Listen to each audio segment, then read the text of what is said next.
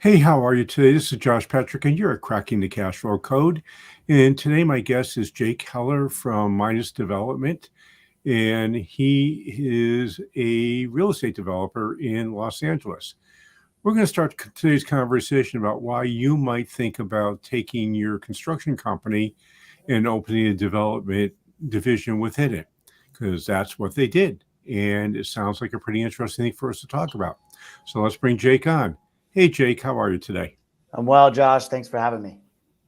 My pleasure. So let's start right there. You guys had a construction company, you opened a development division, you run the development division. Why did you decide to go from construction to development? It's a great question. We started in construction about 5 or 6 years ago, doing lots of remodels, and that kind of stemmed from a company my partner David started, 1-800-REMODEL, with his father. From there, though, what happened was they were doing a lot of lead generation between contractors and homeowners, and David thought, okay, let me get my general contractor's license. I'll begin servicing these leads myself. Got his contractor's license, was a paper contractor. Eventually understood that there was a big disparity between what true cost of labor and materials are, and then the additional pieces to that being overhead and profit, and how there's this additional padding, right? So began bringing some people on different crews, lots of tradesmen, mostly framers, plumbers, painters, electricians.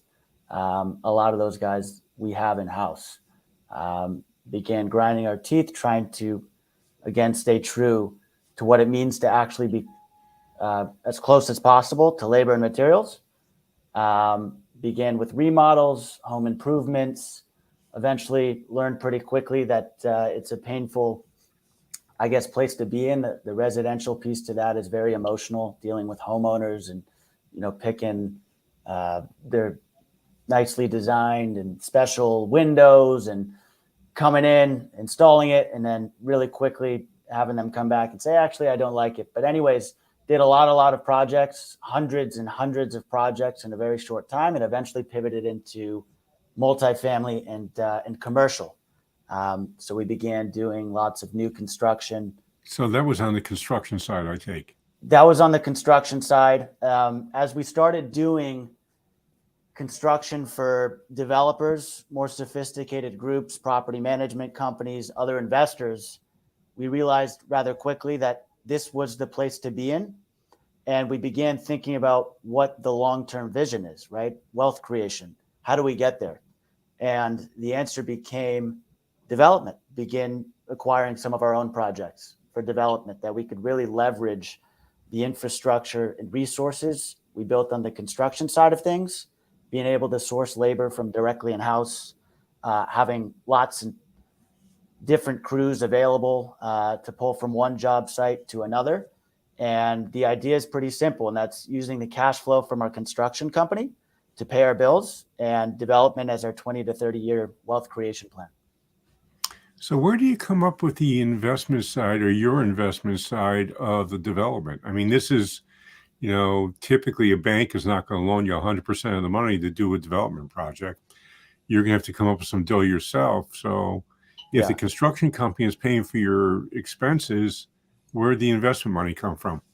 You got to get creative nowadays. Financing's pretty available out there. There's a lot of money flowing around. With every deal, it's a different story. Coming in, acquiring the land with bridge debt at higher leverage, lower equity allows us to do more deals as we get our entitlements, our approvals, get to a point where we're ready to break ground, go out and get a construction loan. Those typically look like 65%, 70% loan to cost, and depending on the borrower, and if they have a strong balance sheet, the rate will vary. Interest rates are obviously pretty low right now. The expectation is that they are going to rise, but it's a combination of debt and equity, and the equity can come from a variety of different sources, whether it's close friends and family, the network that you grew up with that knows you best, or you can go out and hit the retail market. Our backgrounds in marketing for the most part, right? So identifying certain targets, coming up with the right channels of going after them, and then directing the right messaging to those people. So for example, one target might be for equity, that is. One target might be doctors, right? What's the right channel of going after them or speaking with them? Is it email marketing? Is it cold calling? Is it LinkedIn messaging? Is it PR, right? And then directing the right messaging through those channels to the right target. So with doctors, why invest in real estate? Is it tax related? Do they want to build up some passive income and reap all the benefits that come with depreciation, lower their tax bill? Is it to diversify? There's a lot of different ways of going about it, but the debt and equity and how we're structuring these deals, we're getting pretty creative. So traditional, tier one banks, there's a lot of different banks we're in touch with, and should we decide we want to go a little bit higher leverage with some mezzanine debt component or preferred equity, there's a lot of ways, and we're getting pretty creative right now. So Jake, I got to stop you. I'm going to guarantee almost nobody knows what you mean by mezzanine debt. So can you please explain that?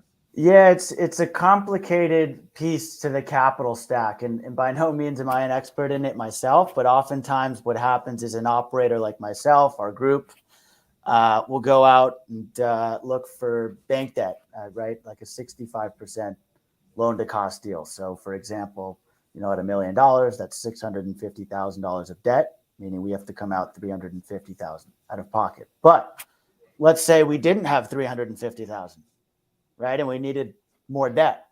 A mezzanine loan would be technically, I guess, a second position behind the bank debt, and they get certain rights to the property just as a traditional lender would, but instead of being 65%, we could potentially go up to 80%, meaning $800,000 of that $1 million we financed out as debt, and we come out of pocket $200,000. So typically mezzanine debt carries a much higher interest rate, and it often has warrants that get them ownership in the project as well. Is that how your mezzanine debt has worked? To be totally honest with you, we've never actually gone the mezzanine route. It's something we've explored, we've looked at. Our, I guess, approach is to keep lower leverage and to each their own. I don't discredit anybody going out trying to get mezzanine debt. It allows an operator to put up a smaller equity injection and go out and do different deals. But typically the way it'll work is, yes, it is a higher rate and it'll be a blended rate. So, today there's definitely construction debt that's available anywhere from 3 to 5%, 65% LTC, 70%. And of course, depending on lots of things like net worth, liquidity, experience, that kind of thing. And then a blended rate with mezzanine debt might look like closer to 7 to 9% on the interest rate. So a bit higher, but it allows you to take on more leverage. So go into these deals with less equity. So let's go back to your doctors, because I kind of find that interesting. Sure. What was the way that you actually got in front of doctors? Because they're notoriously hard to get in front of. You're absolutely right. Generally, doctors are with patients. They're in the office. It's hard to really get them to answer the phone. So when we speak with doctors, which is very rare, so if we go out and reach out to 100 people, maybe we'll get 2 or 3 of them on the phone. But what's really important is leaving that voicemail, right? So saying the right things, coming up with an intriguing pitch that gives them enough of a reason to call you back. And a lot of that. Give us an example of what that might be. Wow. Okay. It's better to keep it general, and to come in with a charismatic and energetic type of tone. So, for example, hi, Dr. Josh Patrick. This is Jake Heller. Please give us a call back at whatever, 818, the phone number. Something very general like that and being very energetic, you'd be surprised. It's the psychological aspect to it, right? So you get a voicemail like that, all of a sudden you're thinking, who the heck is this guy? Who is this guy? I got to know what he wants. I'm going to call him back. And then all of a sudden, they call you back, and then you go through your spiel. So that's worked out for us. Another approach might be, hi, Dr. Patrick, this is Jake Heller, Mitos Development Group. We build, new construction Class A apartment buildings in some of LA's best neighborhoods. We got, 100 units in Silver Lake and 50 units in, West LA. All these different tax advantages that come with it. And investors have seen these kinds of returns. Please give me a call back. So depending on the level of detail, it's a work in progress.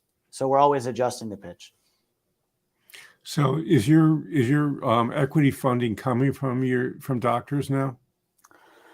It's a mix. It's generally a mix of lots of different groups. We've had, friends, family, doctors, lawyers, dentists. We've been going after a lot of different people, different professionals outside of the real estate community, to be honest with you. Oftentimes what we found is that a lot of real estate investors, other sponsors, they're interested, but they want to do the deal with you. They don't like to be limited partners, which makes total sense. They want their money to go to work that, they're kind of in the driver's seat. They're not really comfortable writing a check and letting somebody else put it to work. If that's what they do already, it makes perfect sense. So we've been reaching out to a lot of folks outside of the real estate community. That's where some of our equity has been coming from. But we talk with a lot of people. So if I'm a contractor and I decide, gee, I want to diversify my investments, it makes sense to me that you would go into development because it's probably something contractors have seen enough of and know enough about to not get themselves in trouble. Because like every business, you need to know the ins and outs of how a business runs. Correct. So if you were talking to a contractor and you're saying, okay, in say Burlington, Vermont, where I live, what would you tell them to do first if they wanted to think about becoming a developer? That's a great question, Josh. I would suggest getting very familiar with the process, speaking to the right people, other folks who have maybe made that transition before or who are already doing so. I've found that people are generally very nice, and so long as you ask the right questions, right technical questions, that is, they'll be pretty helpful. With construction, it's a hard industry to be in, right? Dealing with clients, and nothing really ever goes as it seems. So just kind of understanding that piece very well, and then start learning about the finance side and structure of how these deals are structured. The equity piece, there's the sourcing, originating, finance, debt, pre-construction, which oftentimes a lot of these general contractors aren't a part of. That's the architectural and engineering and actual value engineering and designing floor plans, that kind of thing. But get in on your first deal with somebody who's done it before. So a typical deal might be structured as 10% of the money coming from the sponsor, 90% of the money they raise through limited partners. You'd offer what's called a preferred return, which is 6 or 7% in some cases, might be higher depending on the area and the type of deal. After you pay back all of your investor capital plus the preferred return, you can get what's called a promote, which is part of the waterfall structure, but give up a piece of that upside or some of your equity. I got to stop you, Jake, because I don't know what a waterfall structure is. It's a way of structuring deals. So as I suggested, a typical deal from a sponsor might look like, let's say it's $1 million again. 10% of the money comes from your sponsor. So in this case, it might be our group. It could be another group. 90% of the remaining equity that's required will come from investors, limited partners with limited liability, but still members of, the LLC, the ownership entity. In order to bring that money in and to incentivize people to invest with you, you got to get creative. So sometimes a sponsor will offer a preferred return, which is 6, 7, 8, 9, 10%. It really just depends. So if they invest $1 million, you offer them a preferred return. And in our particular case, because the timelines for development are a bit longer than your standard stabilized value add deal, we may go 3 years without seeing income from the property. So that $1 million or whatever that amount of money is coming from the limited partners, it gets treated fairly. It's offered a 6 or 7%. So although it's not being paid out, it's accruing. So in year one, that $1 million is earning 6%, even though it's not being paid out. And then it rolls to the next year, same thing. And then once that money begins, or once the building is stabilized, we start receiving rental income. Then we start paying down the preferred return account balance plus the capital injection or cash injection that these equity providers put in. Once that's paid out, so all these investors get all of their money back plus their preferred return, the sponsor gets entitled to their promote, which means instead of that initial 10%, we did all the hard work, we exceeded expectations, we did a great job, everybody's happy. Everybody agrees that the sponsor should be entitled to a promote, which means that 10% is then kicked up to, it could be a 20% promote, which would make it 30%. So instead of 1090, it becomes 3070. It's a pretty complicated, I guess, model, but I hope I did an okay job summarizing it right there. Yeah, I think you did a really nice job with it. Thanks. So I'm thinking about my own local community and thinking about the contractors in town and the developers in town. And I just don't see any chance of a local developer helping a local contractor go into competition with them. So would it make sense for a contractor that wants to do this to find somebody that's outside of their market and say, look, you teach me the ropes, I'll give you a big piece of our first deal? I think there's better ways of going about it. I think a developer is not all the time a contractor, but a contractor can be both a developer and a contractor. So a contractor could come in and say, listen, let's do this deal together. I'll do the construction at what it costs me plus whatever sort of overhead I have. So 5%. So full open book plus 5% to pay my bookkeepers or project managers or what have you. And to a developer, believe it or not, that's actually a very attractive scenario, because with where construction costs are right now, you got labor that's incredibly difficult to find. You got material costs through the roof. And again, this ties me back to my original point of, in construction, there's labor, material, overhead, and profit. A developer oftentimes has to hire a general contractor.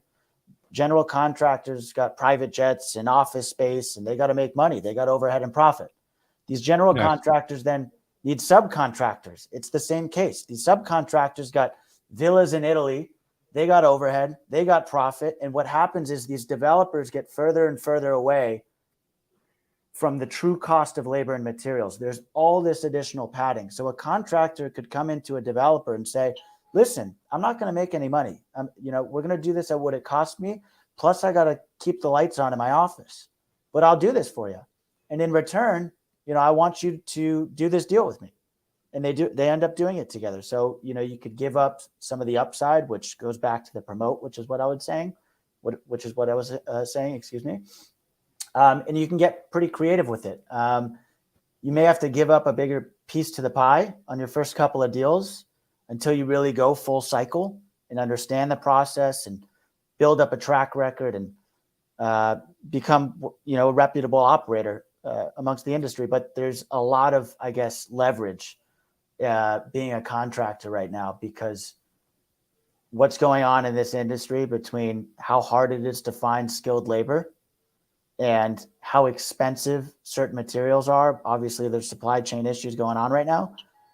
A contractor's in a good position right now to make that transition into development.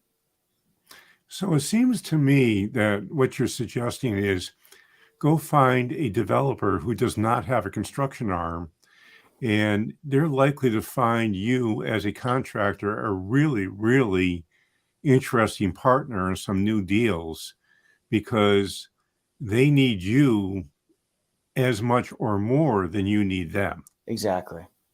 Wow, Exactly. great idea. Great idea. So if you're in the subcontracting world or the contracting world, this is something that you probably should know about because it is. Jake started with the beginning of our podcast. He said, look, the construction world is a great way for cash flow, but for long-term wealth, being the developer is where it's at. So if you can figure out how to do both sides of that equation, you're likely to have a really nice financial future. Does that make sense, Jake? Absolutely. I agree with that 100%. Cool. So, Jake, we are unfortunately out of time, and you guys have an interesting company. You're doing interesting stuff. By the way, Jake is 26 years old, which is like ridiculously young. He's actually 2 years older than I was when I started my first business, but his business apparently is way more successful than I was at that time. But it's still, I love seeing guys his age get started in the world of business because, boy, do we need sharp folks in that world. So, Jake, why don't you tell us how people can find you? And would you be willing to talk to a contractor if they're interested in learning what you guys have done? Yeah, I'm happy to be that resource for anybody. There's a lot of ways you could get in touch with me, our group. We're on LinkedIn.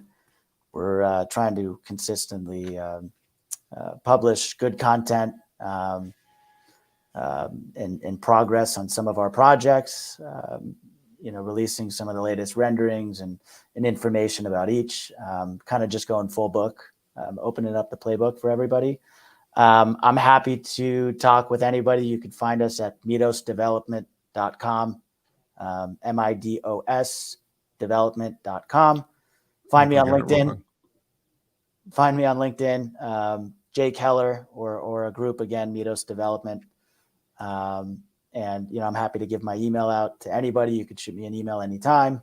Always. So what is your email, Jake? My email is J, first initial of Jake, my last name Heller, HELLER at midosdevelopment.com. jheller@midosdevelopment.com. Cool. I've got two things I would like you to do, and you've heard me say this enough now where you probably are sick of it, but I'll do it anyhow. Please go wherever you're watching or listening to this podcast and give us an honest rating and review. And while you're at it, subscribe. We do a show every week, comes out every Monday. And that is a wonderful thing for you to do. I would love to have you give us a great review, but if you hate us, you don't have to. Just give us an honest review.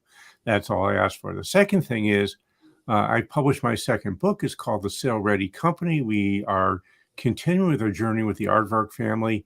This time, John Aardvark is getting ready to move on and transfer the business. He's not transferring it yet, but he's thinking about transferring it. And there are all sorts of issues that he has to deal with along the way.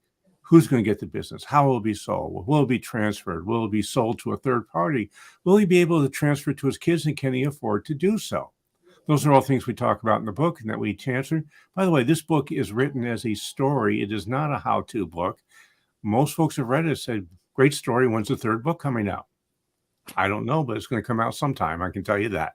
At any rate, it's really easy to find. You go to www.salereadycompany.com. That's www.salereadycompany.com.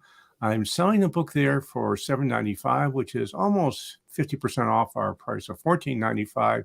And if you buy it on our website, you get a whole bunch of bonuses, and you can even have a free 20-minute conversation with me about what it takes to make your company sale ready, even if you have no interest in selling. Hey, this is Josh Patrick with Jake Heller. You're at Cracking the Cash Flow Code.